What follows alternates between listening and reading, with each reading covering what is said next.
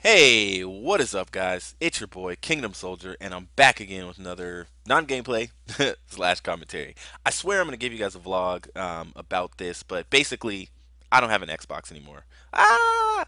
I'll do. I have a whole separate vlog that I recorded 4 days ago that I would love to share with you, except Roster-mania happened, and then bam, it was like everything just went crazy. And so, what I want to talk to you guys about today actually is my suggestions, my personal suggestions for fixing COD esports. Now, I know some of you are going to say COD esports isn't broken. You know, you look at the graphic that MLG has been posting on Twitter over and over and over and over and over, and all the pro players have been posting it about how much MLG has grown, how much it grew last year with Black Ops 2. It just exploded.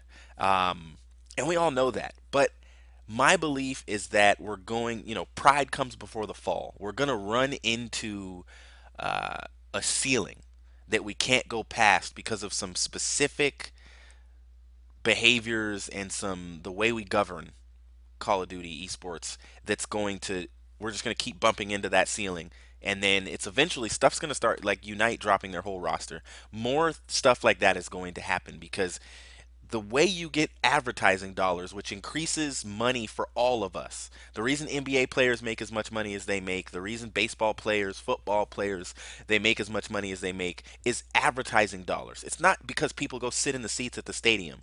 It's because of advertising dollars. And why do you think MLG this year is not doing their next tournament until like June? Because lands don't make them a lot of money. It's the online stuff. They've learned. That's why they got all these 2K tournaments and 5K tournaments, because getting people to watch the games instead of bringing people, the cost of putting on an event like a Major League Gaming Championship is probably huge. And it probably kills all of the profit that you make when you can get 50,000 to 100,000 people watching a stream. And so I posted on Twitter, I said that, and I'm going to give you guys my opinion, but I posted on Twitter that I was going to make this commentary, and I got a couple of responses. And so I wanted to actually look at a couple of them, let you guys know what you said. So Drew Troutman said, teams add and drop too much. That's what needs to change. And this is basically my first piece of advice. Number one, that's very true. You can't build a brand. The reason Unite dropped their whole roster was because you can't build a brand around a group of players if the group of players keeps changing. And so here's the problem. There isn't a professional sport where the players manage the roster of the team. Now, can LeBron James convince them to get Greg Oden? Yeah. Can LeBron James or Dwayne Wade or Chris Bosh convince them to go after Ray Allen and say, hey, Pat, you know, we probably need this type of a guy? Yes. But technically, it is in the hands of the coach, the team owner, and the team executives to make trade decisions. And sometimes the players don't get it, they don't understand. But in the long term, the team is making decisions that are going to build a roster that's sustainable, that's going to eventually make everyone money. And I'm not saying that COD esports should just be about money, but what I am saying is that it's never going to be sustainable for the pro players that play it. It's not going to be a sustainable source of income for them, which is why they're doing all this YouTube. But YouTube is headed in a bad direction. And who knows how long we're going to be able to actually upload gameplay to YouTube and depend on that as a stream of revenue. I don't make I, my first machinima check. We're not supposed to talk about our money, but I'll just say um, it couldn't buy me much. I'll say that. Yeah, I don't want to talk about it and get in trouble, get like kicked from the network or something like that. But and it's not Machinima that did that. It's just that you have to get a lot of views per video. You got to be at that nade shot status where every video is getting 120,000 views. Every video he puts up gets almost as many views as my entire channel has. And so of course he's gonna make a good amount of money when he's uploading one or two videos a day. And so but for these players, the ones that just are not good at YouTube, it's just not going to happen like that.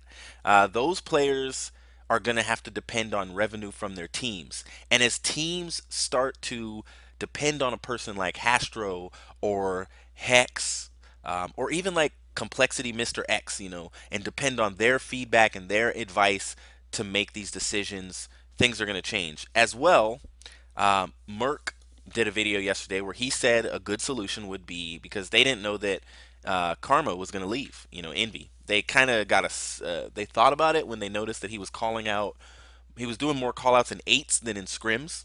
So they kind of were like, wait a minute. But they didn't know he was going to leave. And what a lot of people have said is, or what Merck said, is that we should fine players. That's what he said. He said they should fine the player. If you leave a team before your contract is up, if you sign a contract and you leave the team before your contract's up, you should be fined. You should be fined money. And one of my friends, actually, Ocho, he said that, or they should, like, they should also not be able to participate in the next tournament or something like that. And then they should create maybe a trade system, kind of like other sports have. Like there's a deadline, and after that deadline, you can't trade. And so if people want to trade, they're going to think strategically every year about that trade time. And then, oh, Karma's about to be a free agent in 3 months. Who's going to go after him? And then it becomes interesting, and we can kind of follow that. And I think for the future of competitive for COD esports, it's going to be all about streaming. It's just like college these days is all online. That's, you can get any degree online these days, and it's legit, and you learn a lot because everybody's online on their phones all the time. More people these days access Facebook and stuff like that, and go on the internet on their cell phone than on a computer. Nobody sits at a computer anymore. You're probably not watching this video on a computer, so that's just another thought. One of my other followers said, he said, esports rules are messed up. There needs to be a league play for esports players. I agree. And it's also not as enjoyable to watch as Black Ops 2. I think domination needs to be replaced with hardpoint. I agree. And one of my boys, Shao, Steven, he agreed about the hardpoint piece, that, hardpoint CTF would be better game modes, especially with the maps that we have.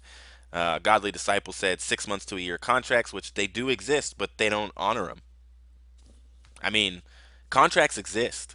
Everybody talks about they're in a contract with a team or an organization, but nobody sticks to those contracts because there's no real penalty. I don't know what the penalty is, but it can't be big if people leave teams like this. Let me see if there's any more in here. And game modes could be better, but I don't mind them. Would prefer CTF HP, but the maps, ugh. That's what Shao said. So, yeah, the maps. I mean, and that's gonna change every year. There's gonna be a new game coming out. There's so much potential for COD esports.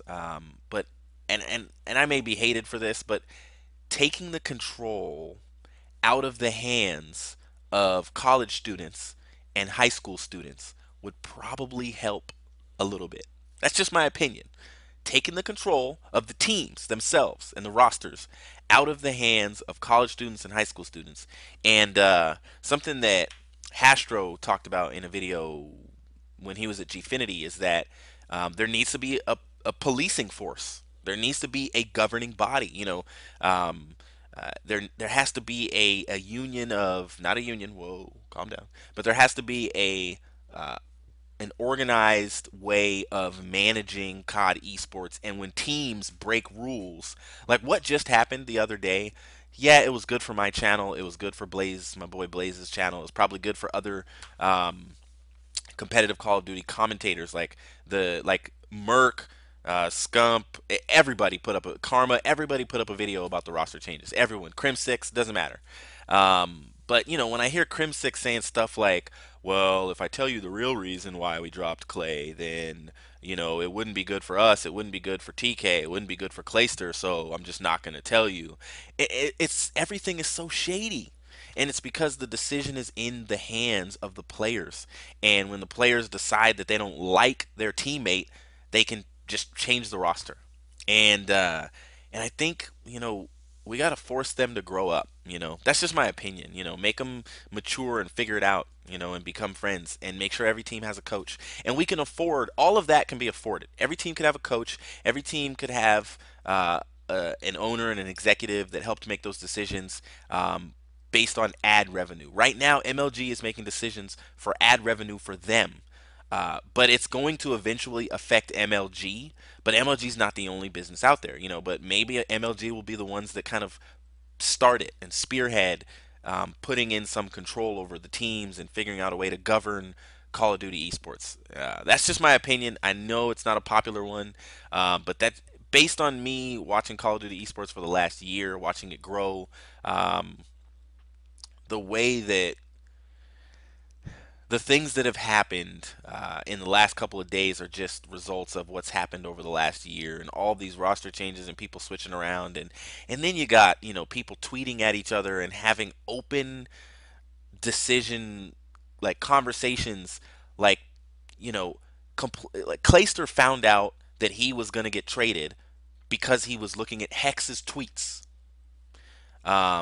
Maybe Nameless, I don't know who on Curse found out that they might have been dropped based on Parasite tweeting at Karma and Karma saying, "You're just mad because you didn't get me and you hit me up." And then Karma posts a picture of a text message that he got from, I'm guessing, Parasite saying, "Hit me up after Philly."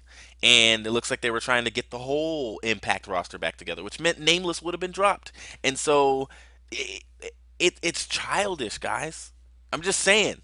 And most of you are probably that same age, and I'm just saying that it's unprofessional, and eventually it is going to impact, no pun intended, the potential for ad revenue of Call of Duty esports. And the growth that has happened in exposure and viewership isn't going to mean anything in ad revenue, which is why whoever's over at MLG, whether it's Corey Dunn, whoever is making the decision to not have as many championships but have more online tournaments is a genius. Because you don't have to fly people around, you don't have to fly in casters. You can have people cast from Europe to cast a 2K series in America.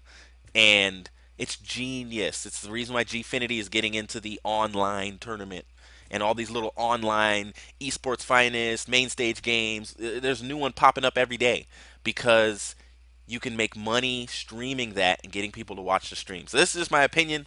I'm going to stop talking. I've been talking a lot. It's your boy Kingdom Soldier. I'll see you in the next video. Peace.